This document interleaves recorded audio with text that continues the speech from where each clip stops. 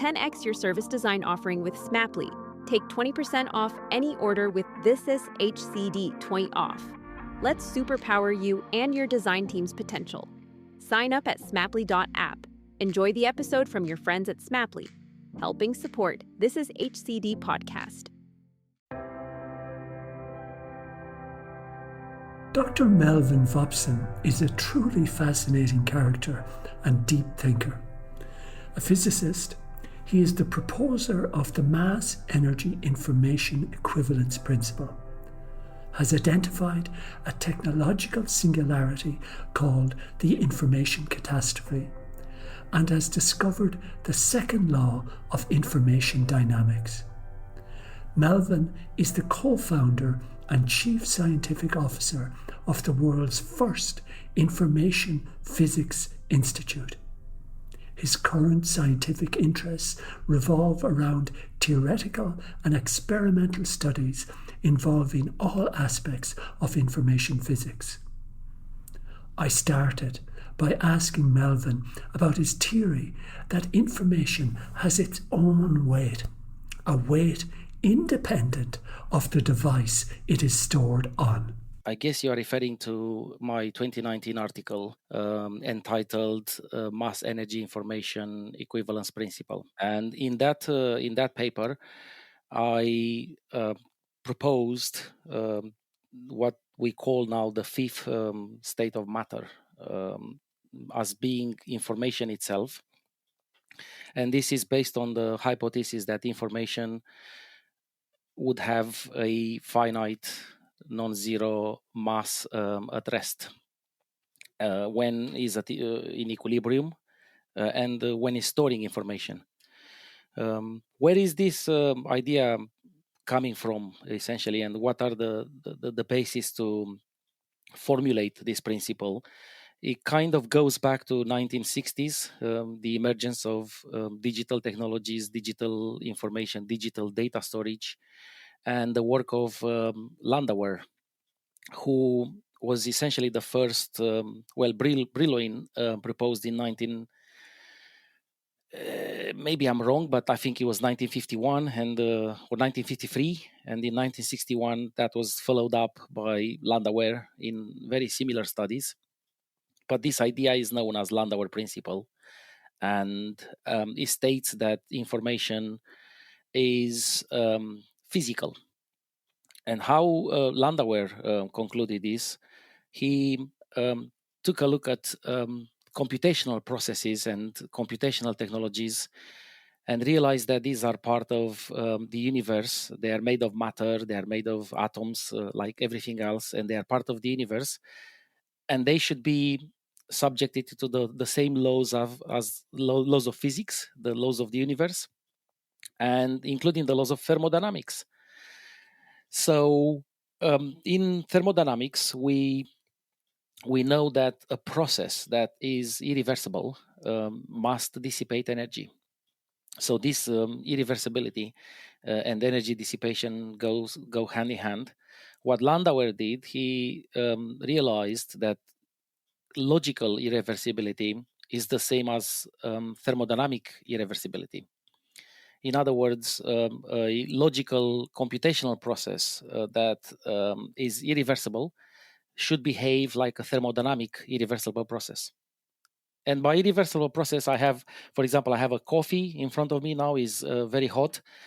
Within a couple of minutes, it will get colder and colder. At some point, it will reach thermodynamic equilibrium to my office, and you will have the room temperature exactly as the environment of the office. This process we call this process irreversible because the coffee will never go back to its initial state by itself. It will never get to the initial temperature, becoming hot, without any external work, without any external energy added to the system from outside the system. So this process, we call it irreversible, and it dissipated energy because the coffee dissipated the internal energy and the heat contained in the coffee to the environment. So Landauer suggested that computational processes which are irreversible should dissipate energy. And one simple example, there are many other examples, but one simple example of a computational process which is irreversible is the deletion of a bit of information, an information bit, leaving up outside the mechanism by which you store that bit, whether it's optically stored or magnetically stored or some kind of solid state technology. A bit of information, once deleted, it's irreversible, so it changes the entropy of the local system. There is a dissipative process, and it needs to dissipate a bit of energy. And this is called the Landauer bound, or the Landauer principle. He worked out what is the value of that energy. At room temperature is about 20 milli-electron volts, I can tell you, for a bit of information. So the fact that information is physical goes back to much older studies from Landauer and Brillouin and a few other people, including John Wheeler. What I did in 2019, I asked myself the question, if a bit of information is physical and you can detect, by the way, this has been experimentally proven in a number of recent studies. So Landauer principle is a fact, is not a theory. So I said, if a bit of information is physical and you can detect that energy associated to the bit of information when you erase it, what happened to that energy when the bit is at rest, at equilibrium, storing information? Where is that energy going? And the only conclusion I could come up with is that that energy condenses into a small mass. And this is using Einstein's special relativity and the famous energy equals mc square relation, which is a consequence of special relativity, which converts mass and the energy and shows that energy and mass are indeed equivalent. So that was the birth of the mass energy information equivalence principle, which states that the free states of matter are fully equivalent, and depending on the circumstances they are in, they can manifest either as mass, energy, or pure information. So this is, in a nutshell, more or less. I'm not sure I answered your question. If you're satisfied, but in a nutshell, I think this is the fundamental basis of this concept. No, you did. Thank you, and it's fascinating, and I think it's a kind of mind blowing as well, in the sense of, I think so much of the way we understand digital is immaterial. Everything from the cloud, etc. That we've this sense that it has no materiality in its existence, and I think that has encouraged a lot of negative behaviors. But as you point out, it requires energy to store information or to create information or to manipulate information, and that energy is associated with matter. You made a few statements there, and I need to reinforce some of those ideas in a clear manner for your audience. The information, in fact, is quite the opposite. Actually, the some of the criticism I had is that the material nature of information can be detached from some kind of material support. So it needs to be stored in some kind of material support. And many of my critics, they confuse the mass of information with the mass of the device holding the information. In other words, let's take magnetic data storage. A bit of information in a magnetic data storage is a tiny magnetic space or region on the surface of a magnetic nanofilm, which is magnetized one way or another, up or down, let's say. And we logically allocate bit states, zeros and one, digital states, to these magnetization states. If it's magnetized up, we say is maybe a 1. If it's magnetized down, we say is a 0. So physicists, which are confined to this materialistic thinking, if you want. They associate the bit of information with that tiny region of space, which is a magnetized volume of material. And they say that's the mass of the bit. And of course, it has a mass, and there's nothing special about that. And they associate all the energies involved in writing and storing and stuff with the energies consumed to reverse the magnetization or remagnetize that region or erase that region. This couldn't be wrong. Couldn't be more wrong than this. It's a total misunderstanding of what the information physics tells us, what Landauer principle is, and what my work is about. When I talk about information, I refer to this mathematical construct, these zeros and ones that we construct to associate to physical states, but they themselves have the mass. These abstract mathematical states, if you want. This is beyond. You I think you said mind-boggling, but I think it goes beyond that, because it's a very, very abstract concept. It kind of says that the mathematics is physical to some degree. These constructed mathematical states of information, these zero and ones. How should I put it in a more clear way? If you would be able to create a medium for storage information, digital storage information, that is non-material, so you remove completely the necessity of a magnetic film or some kind of flash drive, solid state drive, or an optical drive, or any kind of medium. If you could store information in a non-material state, let's say in space-time fabric, let's say, and then you would have created a medium of information that has mass itself in a non-material medium. So this is what I mean by mass of a bit, completely detached from the physical nature of the medium itself, the device, the electrons, everything that goes into making this go about and kick and work is just pure mathematical states, the zeros and ones that are physical. It's a very abstract idea to actually grasp, and this is where the biggest debate is about.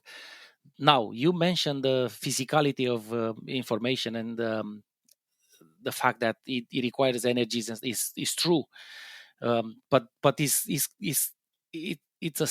besides the kind of concepts I'm discussing in the mass energy information principle. Yes, we need information to store data, to create data, manipulate data. In fact, we need huge amounts of information to keep these hyper servers, data servers running. They need cooling, they need electricity to run the drives 24/7. You need information to write in the first place, and the amounts of information we need are much higher than my estimates, because you have to overcome these huge materialistic physical states where the information sits and resides.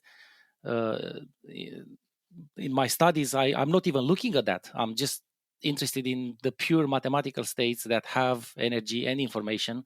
Okay, so let's get a definition in there, because some people listening to this will probably understand information in a different way.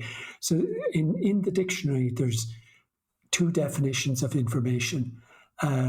One, which you have described, about physical states of ones and zero, and of course, maybe the more commonly understood definition of information is the transfer of knowledge. You're informing somebody about something, but there's a very distinct separation in that definition, isn't there? Your definition of information is more about a physical type of definition, isn't that true? Yes, Gerry, that's correct. So it's actually a very good suggestion to set a quasi definition, if we can, in motion. So we have a sort of unified framework on discussing about the information. When I say information, what I mean the information defined in Shannon's information theory framework. So Claude Shannon 1940s. He is the father of digital computing. He wrote a seminal paper called the Information Theory. Well, it's not the exact title, but he developed the information theory. And when I talk about information and information states, I strictly refer to Shannon information theory framework. What is that?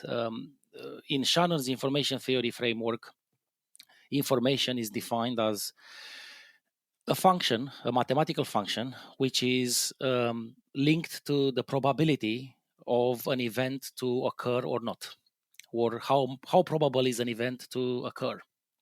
So, and this is a logarithmic function. It has been introduced by Shannon in 1940s as part of his theory. And but what we need to retain from this is the fact that information is intimately linked to probabilistic nature of events and things and everything in nature. So as soon as you have a probability of something to occur, then you can have an information content associated to that event, and you can measure that in bits or some other units which are given by a base of a logarithm in this function introduced by Shannon.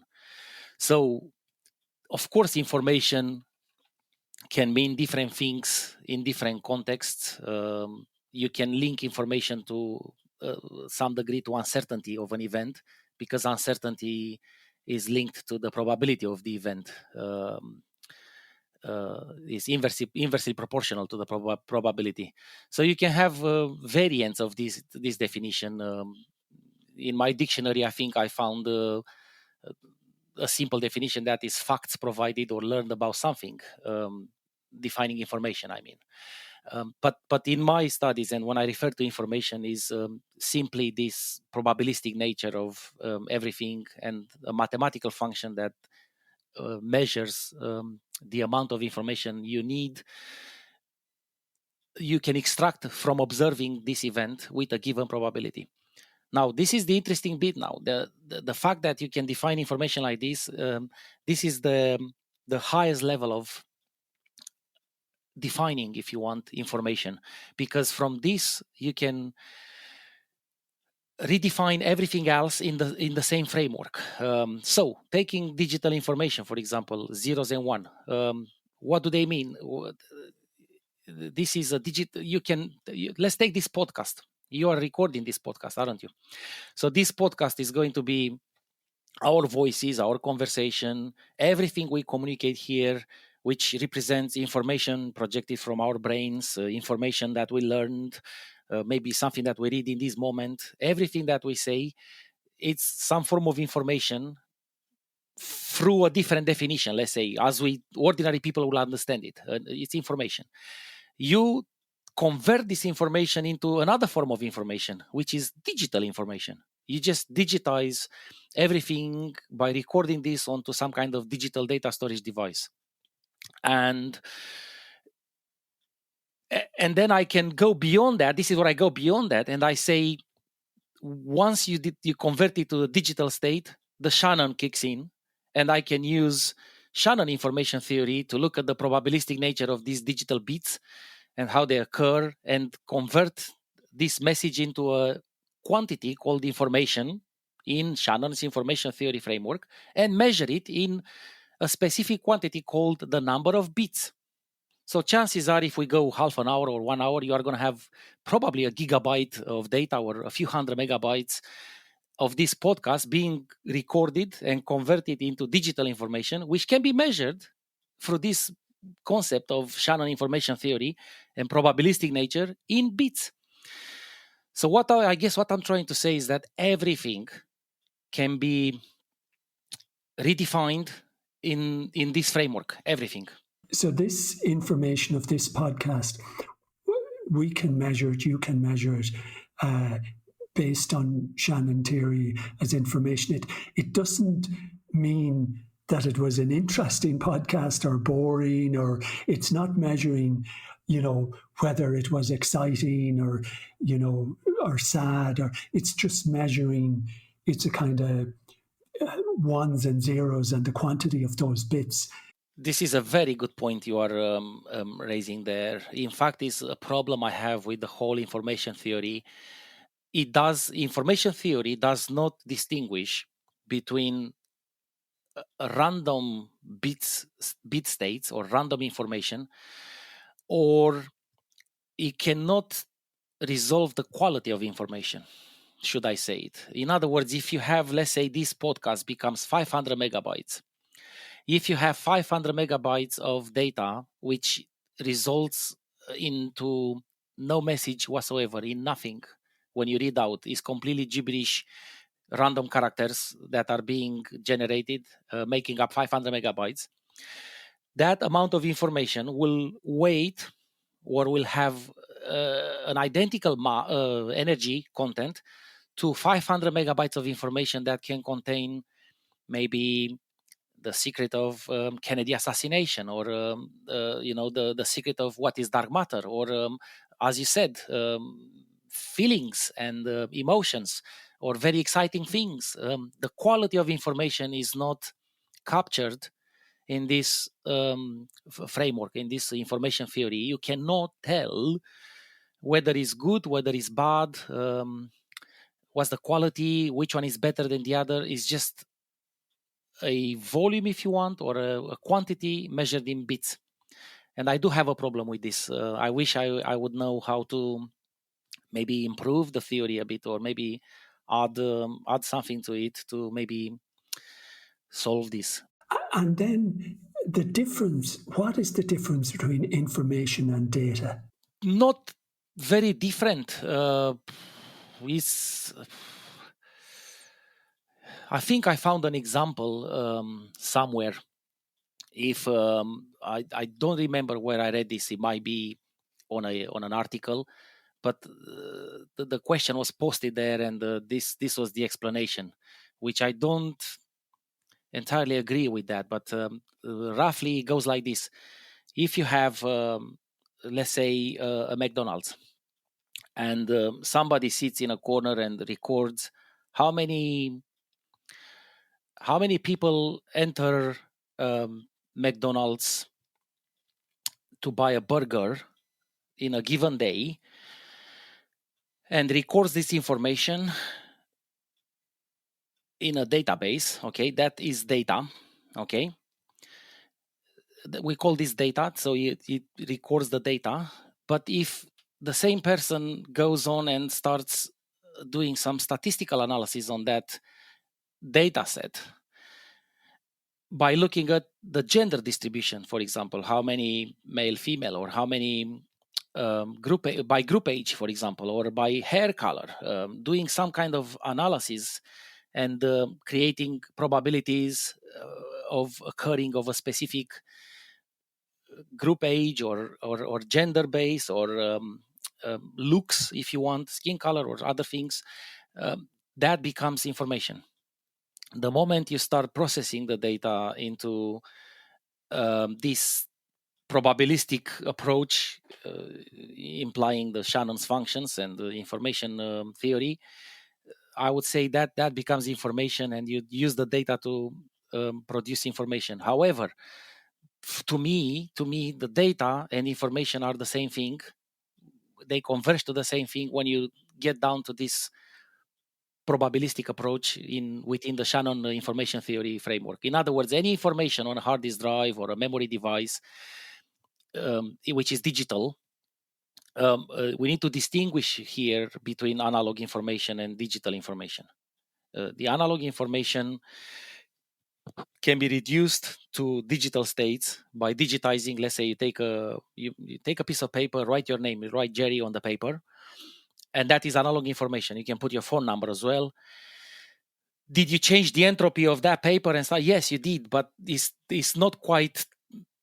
I'm not quite clear how you can use information theory to put a bit content on that analog state there and what you did. But you can take that piece of paper and scan it, and you create a digital image of your information created, or you can digitize it by some means, and that becomes digital.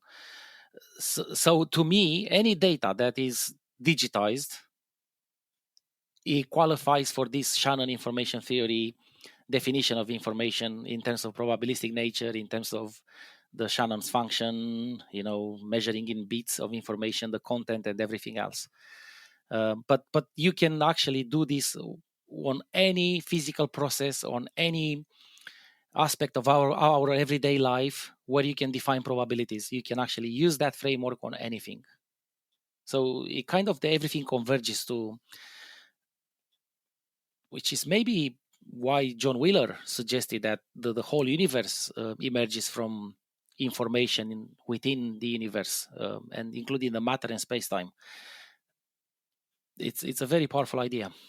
So tell us, Melvin, a little bit of the story of the growth of digital information, digital data, how it has grown, say, from, I don't know, the 40s, the 50s, to where it is at now and where it is going, the pace of that growth. Paint us a little bit of a picture of that, please. It's quite scary. A scary image you get, a scary glimpse if you start digging into the data and looking at trends. It's it raises a number of questions and extrapolations that I'm going to touch on in this discussion. What we need to understand is we stored information for millennia essentially on paper, or maybe on caves writings and other means, or leather. We physically wrote information onto something. This has changed in 1996. In 1996, this year is a pivotal, a very critical transition year where the digital storing information on digital devices became cheaper than paper. So writing a letter by hand and giving it to somebody by hand, leaving aside the cost of postage and other things, it became more expensive than, in terms of the cost of the paper and ink and everything you add to write that letter, it became more expensive than writing an email or writing the same letter digitally and giving it to somebody digitally.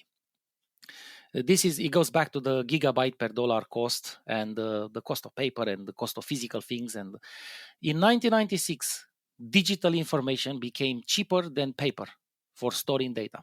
From that moment on, we transitioned in our entire society into a digital world. Okay, what does it mean? Well, we bank online, we socialize online, we produce all the documents digitally. We have all the video, the media, the audio, the music, everything is online. We go to school online.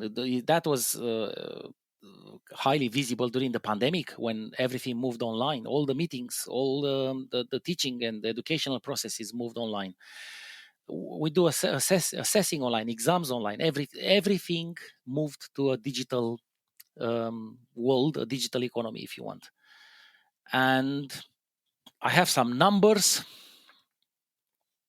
We generate every day 500 million tweets on the planet, 294 billion emails, 4 million gigabytes of Facebook data, 65 billion WhatsApp messages, and 720,000 hours of new content added on YouTube every day.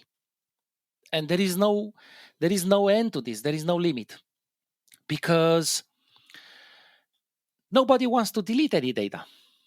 I mean, I'm not sure about you, but in the past, I used to have a special suitcase, a special box with very important possessions that you would take out of your home if there is a fire, if there is an emergency or something. And usually they would contain typically passports, I don't know, birth certificates, maybe title deeds for the house, these kind of things.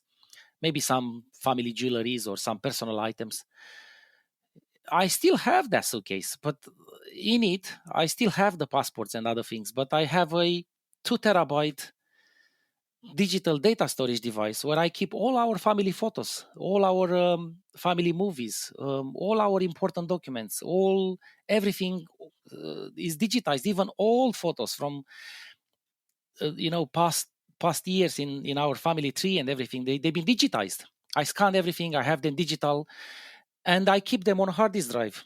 And it's one of my most precious possessions. Is in the getaway suitcase.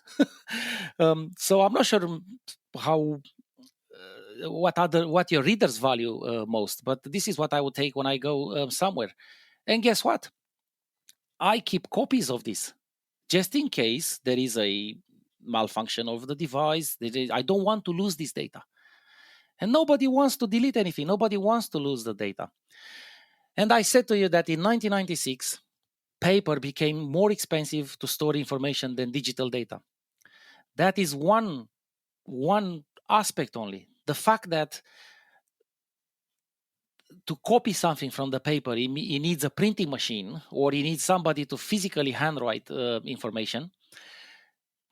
The digital information, once it's created, is copied in an instant, and is copied infinite times. You can copy it without any limit. You can have a book which is digitized, recopied for every person on this planet if they want to have that book, and if it's free to access it.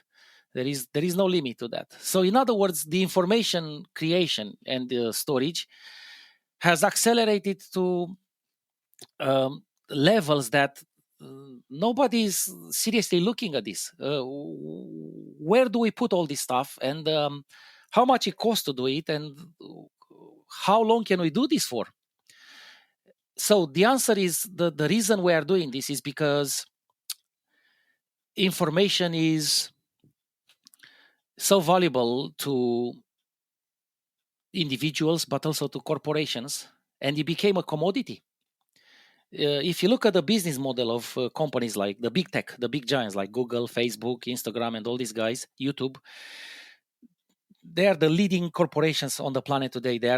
These are not factories making cars or planes. These are not energy producing giants. They are high tech. We call them high tech giants, but essentially I call them digital economy giants. All they do, they use information from the public and overall information to store it, to manipulate it, to process it, and to trade it, to sell it essentially. And most often this is done through advertising and people watching content or accessing their services, digital services, and advertising being slotted into the things, but also trading information for real, where people have to pay for content. And it appears to be unlimited because let's take YouTube. YouTube makes money by uploading, allowing people to upload videos on online, and viewers are watching these videos. YouTube adds commercial adverts in the videos themselves. They have some paid channels as well, and so on, subscription model. But essentially, is based on content added by users and reselling that content. But they also have an option to add content which is private. So I have a YouTube channel which is. I said to you about my 2 terabyte hard disk drive where I keep family and personal things, but now you can put them on a cloud.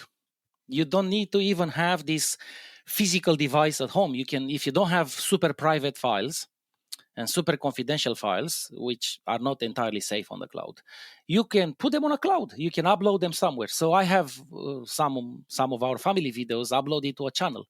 But guess what? That channel is not public. The YouTube gives you this option to make it a private, so you need a link to access it. It's not visible to search engines. In other words, they don't make any money with that content.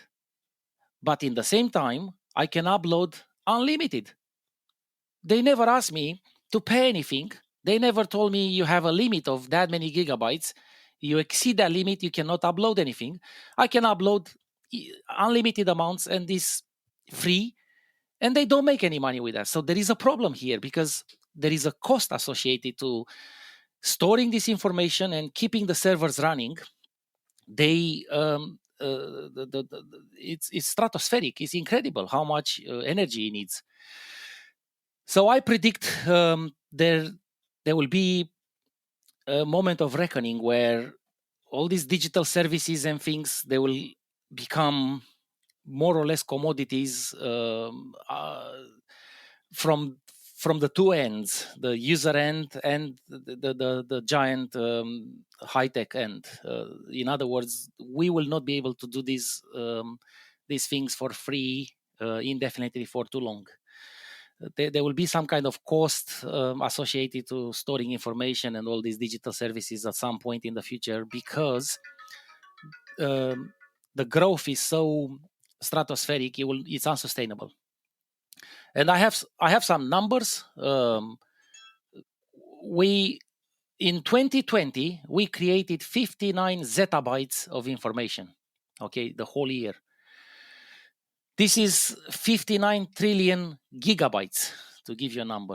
I calculated, and maybe I'm wrong, at once, how much paper would be required to print out 1 zettabyte of data, just for illustrative purposes.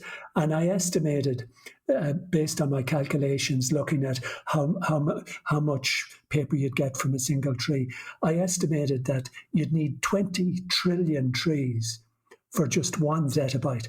20 trillion trees, and there's only 3.5 trillion trees on the planet. So that gives you a sense of how big a zettabyte is. Correct. And just to set the record straight, a zettabyte is 10 to the power 21. In terms of bits contained, is 8 times 10 to the power 21 in terms of number of bits, because a byte has 8 bits. So looking at the numbers in 2018, it was about 33 zettabytes. It grew to 59 in 2020. Anyway, the growth rate appears to be... I wrote an article for The Conversation, an online platform, and I had to look at these numbers in great detail. But when I wrote the article, I estimated 61% growth rate year on year. Later, I revisited my calculations, and I think that number was wrong. It appears to be about 33%, about half of that. It's about 33% growth rate, real growth rate, based on the data we have on the last couple of years. Why we are looking at the last couple of years? Because 99% of the data has been produced in the last 10 years on the planet. This is getting exponentially growing now at a very, very fast rate. By 2025, the estimated this growth rate, it's 175 zettabytes in a year being produced. Last year, we produced 85 zettabytes, by the way. So 2021. You made your estimation, very interesting estimation on the amount of paper. But I think in my the conversation article, I made an estimation on if each bit would be a coin. I think this is what I I looked at, and you stack them up into a stack of physical coins, like £1 coin. Okay.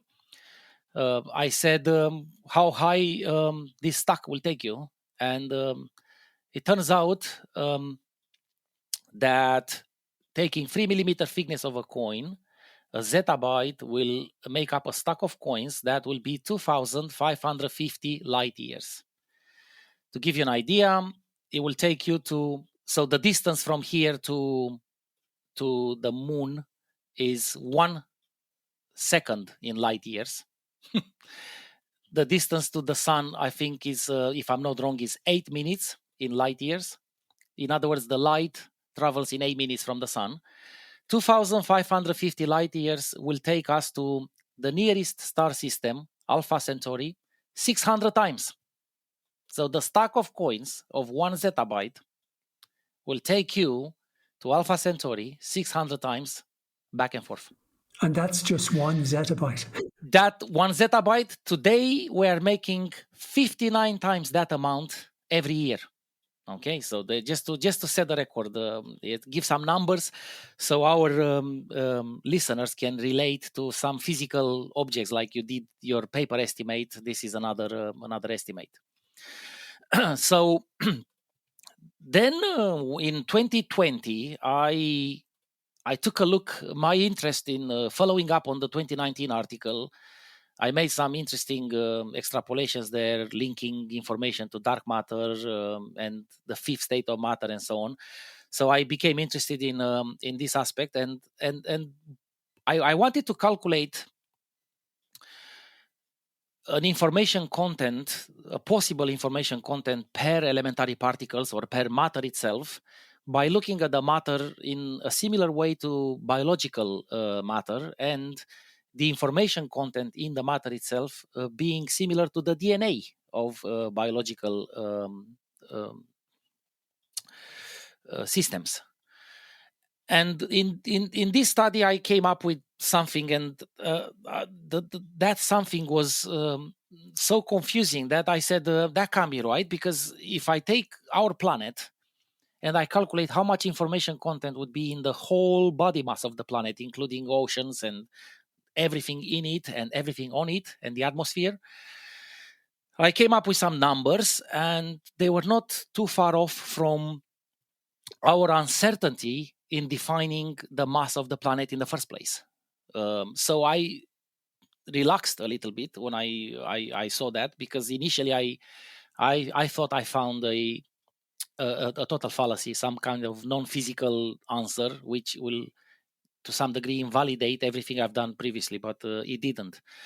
But in this process, I started to look at these huge numbers that we are producing, 10 to the power 21 bits of information every year. And if the growth is 33% every year, then I wrote a paper in 2020, and I said, what will happen to the global digital data information that we are producing, assuming we don't stop this, and we are producing at ever increasing rates. And in my study, I took 4 growth rates: 5% per year, 20%, and 50%. Actually, I think I took only 3 growth rates and 50%. It turns out the real growth rate is about 33%. So I'm somewhere in the upper side of my estimates, okay? But I took this assumption that we are these three different numbers, and I worked out the mathematics of everything. And it turns out at these growth rates, we're going to create more bits of information than all the atoms on the planet, which is a number of about 10 to the power 50 atoms on Earth, including everything that makes up the Earth, in about 1,200 years at a 5% growth rate, 340 years at 20% growth rate, 150 years at 50% growth rate. Now we know we are about 33%. So we're looking at around 200 something years at this growth rate. We will have more digital bits of information than the atoms on the planet. So the question I'm asking you now, at the moment we are storing this information in physical systems like data storage devices, servers, magnetic data storage, flash drives, optical data storage. If we create information that equals the number of atoms on the planet, and we don't know how to store information on a single atom, we don't know how to do that. We can't do that.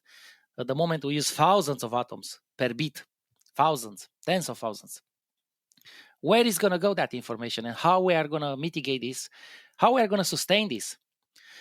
I called this information singularity, the information catastrophe. This is the title of the article. And in the same article, I took a look at the number of bits that we are creating, which will reach an impossible level that can't be sustained. I looked at the energy required, assuming the most effective Landauer limit energy required to create a bit, not even looking at these material constraints and potential energies that you need to sustain the bit and the magnetic states or whatever you are using. I just assume that we are storing this information at the maximum efficiency.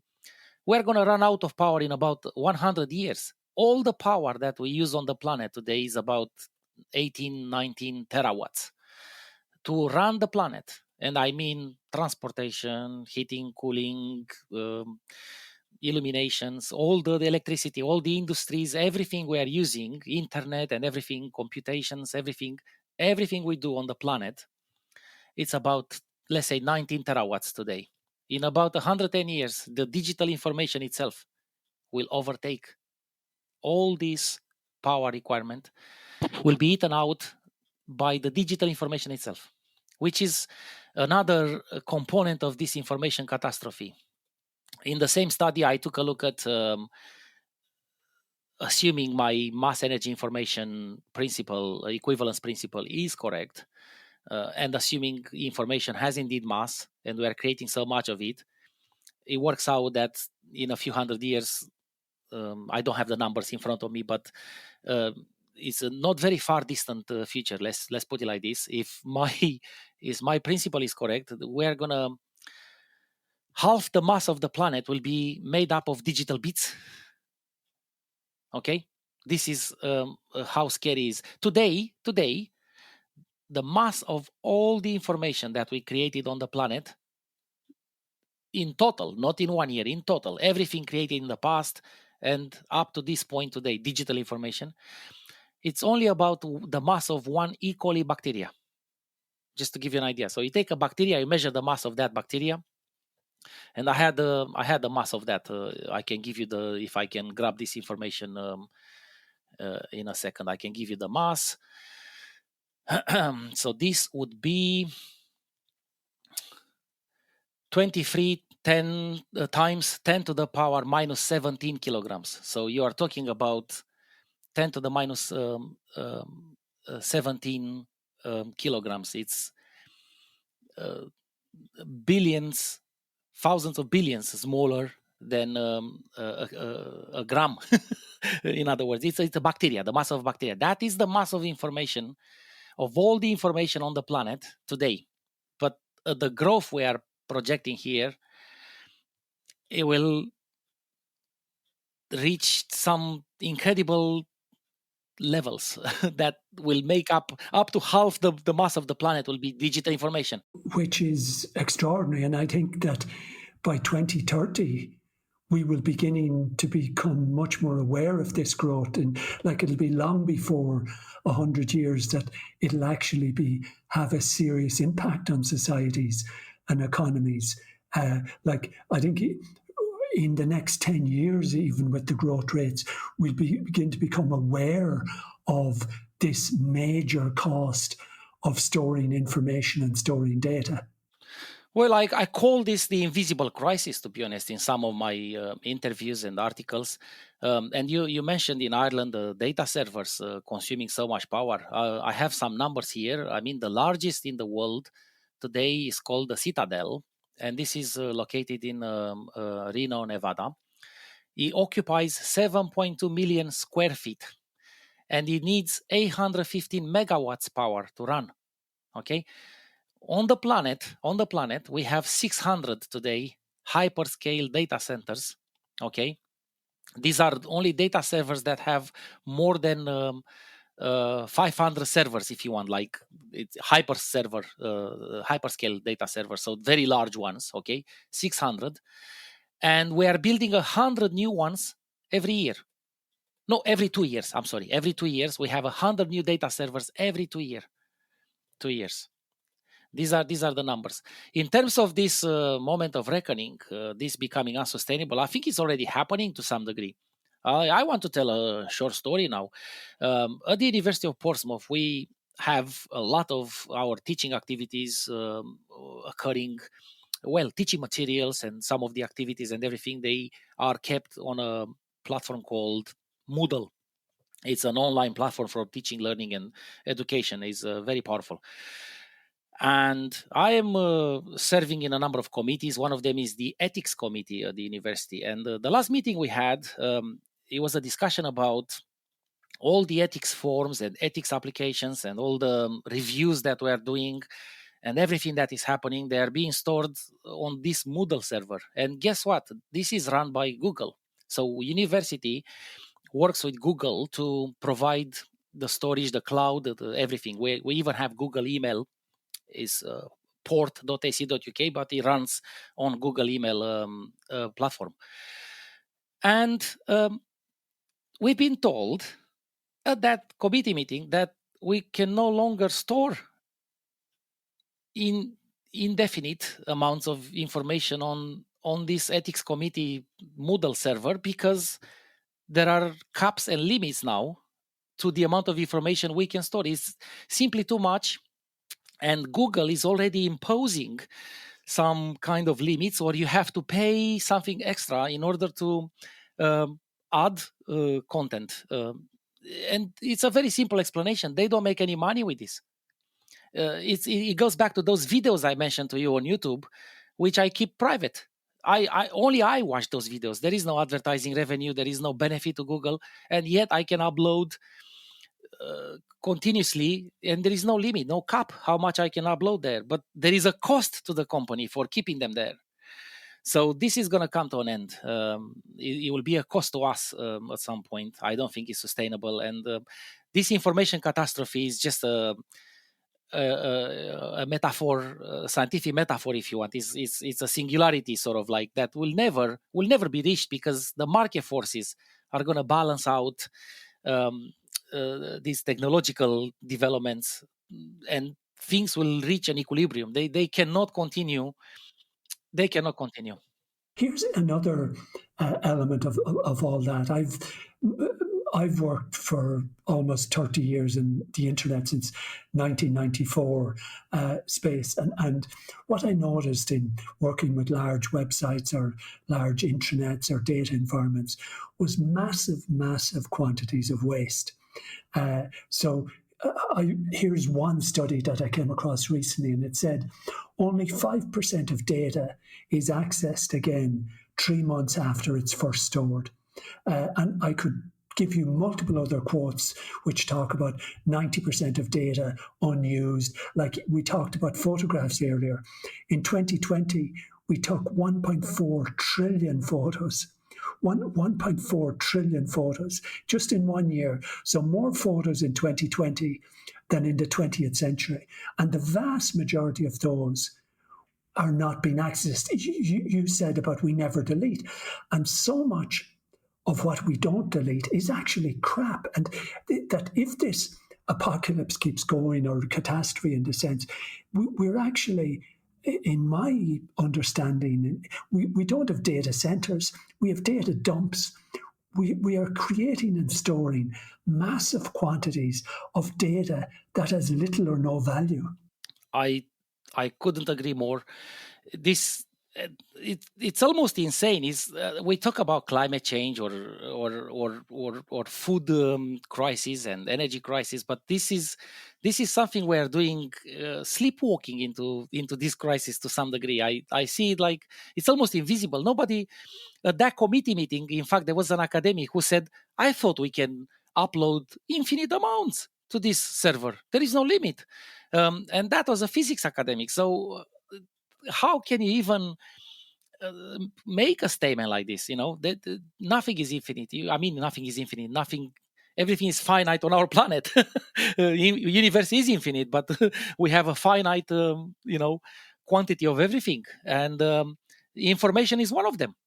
We will not be able to sustain this growth forever. And I fear most about some of the big tech companies which have a business model based on revolving around this trading of information and storing and manipulating. And I'm sure they will adapt. I'm sure they have very smart people and scientists and engineers and strategists looking at the business model, looking at future roadmaps, and adapting the business and doing changes. But they will have to change. Well, to some degree, I think it's part of the plan. Like, I think in some ways, big tech is like the illegal drugs industry. It gives you free. It gives you free stuff to get you addicted, and then once you're addicted, it tells you have to pay. Correct. Or you.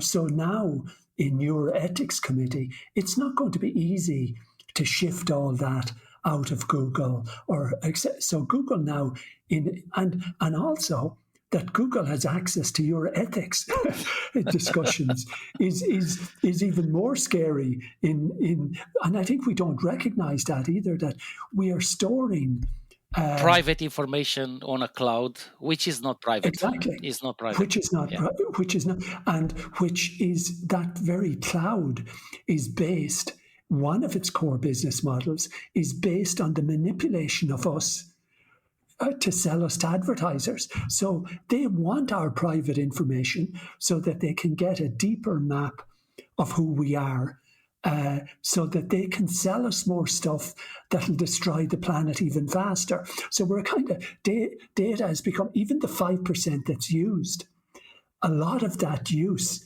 is for advertising. It's not to help the Amazon recuperate or to regenerate nature. It's actually to create more paper and plastic packages for Amazon that'll send out more stuff that we don't really need. And to add to your final comment, they use artificial intelligence to scan through all these data sets and clouds databases to help the AI learn things, but also create predictive algorithms about ourselves, about our behavior, our patterns, to maximize their advertising revenue, profitability of things. So this is kind of accelerating even more now with the development in machine learning and artificial intelligence. Yeah, and just in relation to that, like I would say that for every dollar that's spent on AI to do positive things about the climate change, there's $100 being spent for advertising AI to get us to buy more 4-ton SUVs, and because advertising is in essence selling to our weaknesses. I mean, you don't need to advertise for potatoes or for bicycles, or for most of the stuff that we are advertised for is the stuff we don't really need that much, but makes a lot of money for a brand, so to speak. So a lot of the essence of advertising is actually the reason why we have a climate crisis, because the climate crisis is driven by the human consumption crisis. And this advertising, aggressive advertising policy and campaign, it goes back to some fundamentals which are overlooked by everyone. The fact that human brain is essentially a biological computer. So is a computing machine, essentially, the human brain, a very effective one. And computers need programs to function. Computers don't run themselves. They need a program to tell them what to do, and they do what they are programmed to do. In a similar way, this is how human brain works. As a child, you are born and you get programmed by learning from your parents how to walk, how to speak, you upload the information into your brain, and you create the programs to live effectively, to stay safe, to feed yourself, to learn. But another aspect to this is that you can program the brain by, how do you program the brain? You pass on information to the brain, to the individual, through some means. And these means are written media, television, radio, social media. It's through the media. It's through the media, through the internet advertising. So by watching on telly the same advert 10, 20 times a day, or listening on the radio the same advert 10, 20 times a day, or on YouTube, your brain subconsciously gets programmed.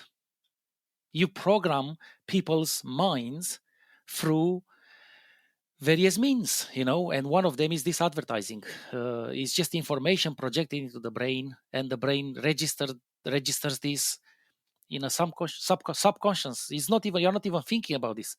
Before you know it, you end up buying that product because your brain just does it. It tells you, it creates the desire without even you realizing that you've been programmed into this. So this is fascinating stuff. But I wanted to add quickly one little aspect before we wrap up this. I think is very interesting to mention this. The fact that these numbers are so huge, and I realize that we are looking at 100, 200 years, and the Earth is a few billion years old, and human civilization is a few thousand years old. And we've been doing this for less than 100 years. And we are looking at another 100 or 100 something years to have more digital bits than atoms on the planet. Okay, so when I realized this, another idea crept into my mind: the fact that what if our objective reality is not as objective? What if the whole reality is actually a simulation, more like a virtual reality, digital simulation? And this is because of these huge numbers. We kind of we get there very quickly. We get there in terms of these numbers. So at this level, you can imagine that an advanced civilization would be able to simulate the whole universe, not just our world, or our reality.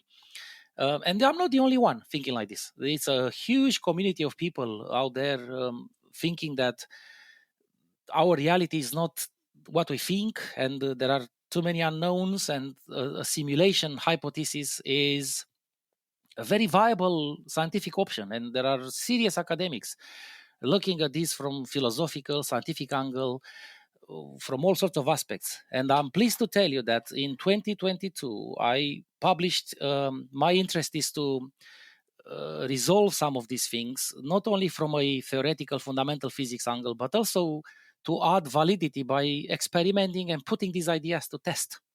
And I'm pleased to let you know that in 2022, I published a possible experiment to test these ideas, including the simulation hypothesis. It will be a consequence of a successful experiment. It will be that information is indeed the fifth state of matter, and it shows that we probably live in a simulation. The whole universe is a kind of digitized simulation. This article is published in 2022, and I'm also happy to announce that there has been a lot of interest in my information physics studies, from scientists, academics, and the public. And I'm pleased to announce the creation of the first institute in the world of information physics. It's called informationphysicsinstitute.org, in one word. It has been created about 8 weeks ago. And the purpose of this institute is to bring together an international range of public academics and thinkers interested in these information physics research aspects, but also to fundraise the necessary funding to perform the experiment I proposed in 2022. So there is a fundraising campaign that will appear very soon, and it's all channeled through this new institute. And I wanted to mention this because it's possible some of your listeners might be actually very deeply interested in these ideas and in the science. And if they want to get involved, this institute is there. You have a free membership option, and we are happy to to get as many members and collaborators and funding institutions as possible. Thank you. Yes, and your ideas and are quite profound, and this recognition of this issue, as you say, this invisible crisis, I think does not have the awareness that it needs to have among either industry or politics or otherwise. So raising these issues is of major import. I recognize the profundity of the work that you are addressing, and I'm sure lots of people will be interested in this institute. I've been participating in or observing some of the discussions, and they are profoundly important for the future of us as a species. I sometimes wonder if we'll actually even survive as a species. Maybe equilibrium is actually the extinction of the human species on this planet. Who knows? Because if we know anything, we know that just because it happened in the past doesn't mean it will happen in the future. And equilibrium may not actually involve the human species being around. That's correct. It's a very unorthodox way of ending this, but it's a possible scenario. If